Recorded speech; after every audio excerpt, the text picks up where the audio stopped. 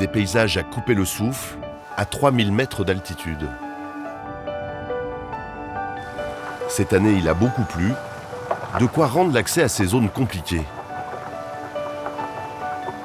S'il y a des gros cailloux, ne t'arrête pas. Continue sur ce rythme. Ça se mérite le maïs? Oui, ça se mérite. Reste toujours à la même vitesse, s'il te plaît, toujours.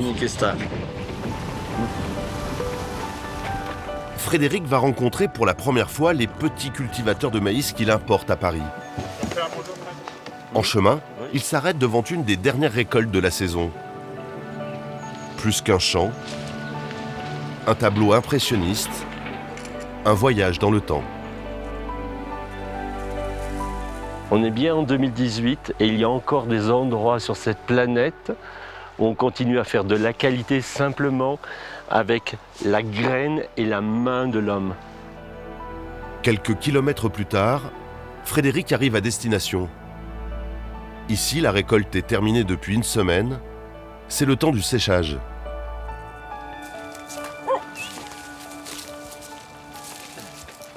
C'est très calme ici. Vous travaillez dans le calme, sans bruit. Il n'y a pas un bruit. Sur cette petite parcelle, plusieurs familles égrènent les épis de maïs. Ici, le travail est rémunéré au poids. Il existe des champs plus petits que cela? Oui, plus petits. Ah bon? Beaucoup plus petits. Ouais, c'est ce que je te disais hier.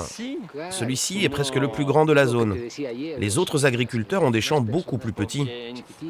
Parce qu'en France, là où on sème le maïs, ce ne sont pas des endroits montagneux, ce sont des champs plats et immenses où il y a des machines qui ramassent tout.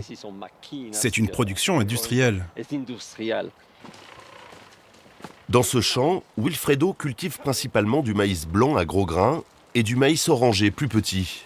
De quoi donner des idées à Frédéric. Quelle belle couleur! C'est du mana. Lui, il peut gonfler comme du popcorn. C'est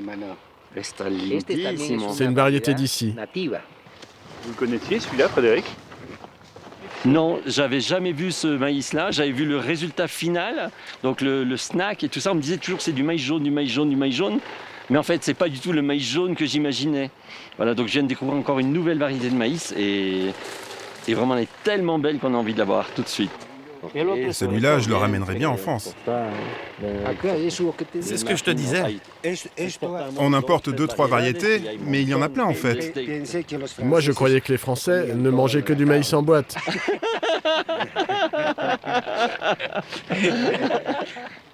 Chez ce paysan, pas de maïs en boîte, bien sûr, pas de traitement chimique non plus. Tout est bio. J'ai mon troupeau pour mettre de l'engrais bio sur ma terre.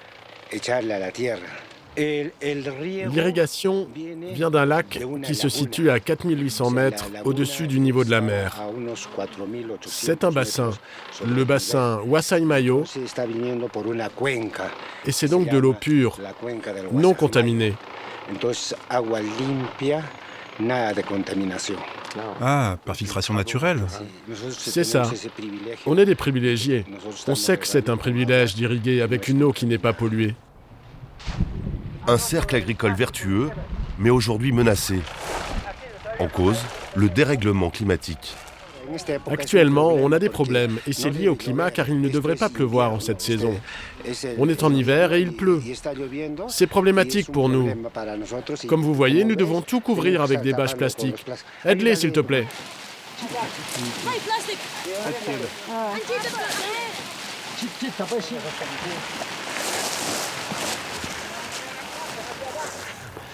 La pluie abîme le maïs.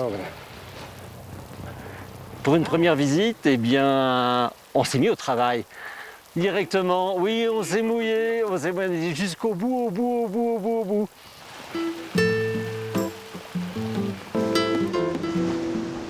Après Cusco et les Andes, Frédéric fait escale à Lima, la capitale.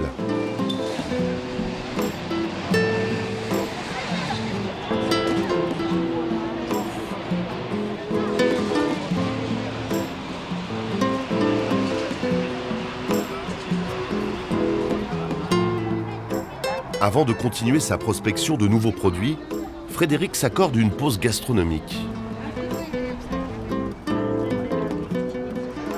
Pourquoi ça a l'air si bon? Parce que ça l'est. Vous devez avoir une astuce, non? C'est parce que c'est une très belle dame qui les a faits. Ah si. Et ça c'est le plat principal qui est préparé à base de maïs. Ça s'appelle des tamales. Et il y en a différentes recettes. Voilà. Il peut y en avoir qui sont douces, donc légèrement sucrées, d'autres légèrement pimentées. Donc c'est à la base du maïs en farine que l'on a assaisonné, relevé un peu avec un peu de piment. Là vous le voyez ici. Ça c'est le piment très fort, mais normalement c'est un piment très doux qui donne cette couleur qui s'appelle le piment panca. Et ça, c'est quoi cette feuille? C'est de la feuille de bananier. Et l'autre, c'est de la feuille de maïs, choclo. C'est quoi la différence? C'est la même préparation, mais cela change le goût. Et certaines personnes préfèrent celui à base de choclo et d'autres avec la feuille de bananier. Je le trouve parfait, parce que parfois, ils sont trop secs. Ah oui, là, on ne peut pas les manger. Hein. Non, il faut mettre la sauce criolla. Là, c'est savoureux, pas trop sec. Parce qu'il y en a d'autres qui mettent ça avec de la sauce très piquante. Du coup, ça perd de sa saveur. Ça devient mangeable. Je peux vous dire que ça vaut le coup de faire 12 heures d'avion pour venir goûter ça. Oui, 12 heures assis dans un avion. Ah, mais au moins, vous ramènerez des très bonnes choses chez vous. Des bonnes choses, Frédéric va souvent en chercher au grand marché de Santa Anita, le Rungis local. Ici, on trouve de tout, et en particulier du maïs. Celui-ci vient de Chingas et l'autre de Chavin. Ah oui, entre chaque région, on va avoir en plus des saveurs différentes. Ça s'utilise en infusion. Ah, on peut aussi en faire en infusion. Bien sûr, c'est très bon. Et c'est aussi bon pour la santé? C'est un très bon anti-inflammatoire. Ah, très intéressant pour les reins. Voilà, la plante, on ne s'imagine pas du tout ses vertus médicinales. C'est juste de l'apprendre. Ce sont leurs propres médecines, leurs propres médicaments. Dans la montagne, ils n'ont pas de médicaments. En fait, ce qu'ils mangent les soigne. En habitué des lieux et des produits locaux, Frédéric continue pourtant d'enrichir ses connaissances à chacune de ses visites. Et de toutes les variétés de maïs, c'est le fameux maïs violet, le plus intéressant du point de vue de la santé. Ne fais pas de mauvaise publicité à mon maïs, d'accord? Non, vous inquiétez pas. Et vous vendez uniquement du maïs violet? J'ai vendu du maïs violet toute ma vie. Que du violet? Oui, toujours du maïs violet. Si tu regardes mon côlon, tu verras que j'ai aucun problème. Le maïs violet serait un super aliment auquel on prête ici toutes les vertus. Monsieur l'ingénieur, venez s'il vous plaît. Un ingénieur? Oui, un ingénieur, il sait tout du maïs, lui. La qualité principale du maïs, c'est l'antioxyanine. C'est un antioxydant bon pour la santé. Et les grains de ce maïs violet permettent de perdre du poids. Il peut être conseillé pour les personnes souffrant d'obésité. Ah aussi, je ne savais pas. La pigmentation, c'est bon pour l'hémoglobine. C'est ici que se trouvent les qualités du maïs violet. Le cœur du maïs concentre l'antioxyanine. Comme cette pulpe du grain, c'est le meilleur qui puisse exister. On trouve ce maïs en Bolivie et en Colombie, où il est aussi cultivé. Mais il n'a pas autant d'antioxyanine que le nôtre. Cela s'appelle le rable. Et vous le vendez aussi? Bien sûr. C'est ça qui donne le plus de couleurs.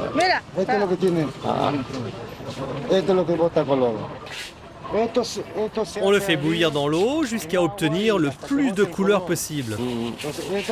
C'est avec ça qu'on fait la boisson chicha. On fait aussi de la bière avec.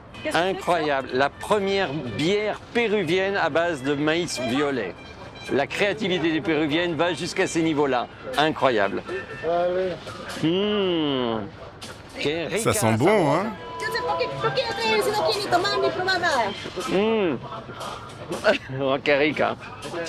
Vous aimez tellement le maïs violet que même votre veste est de cette couleur.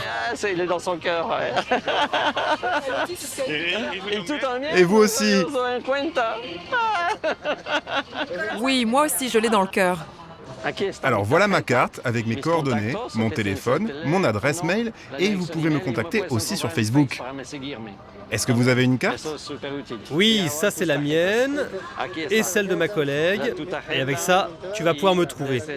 Et ça, c'est mon numéro de téléphone. Très bien. Oh, c'est fantastique, merci beaucoup.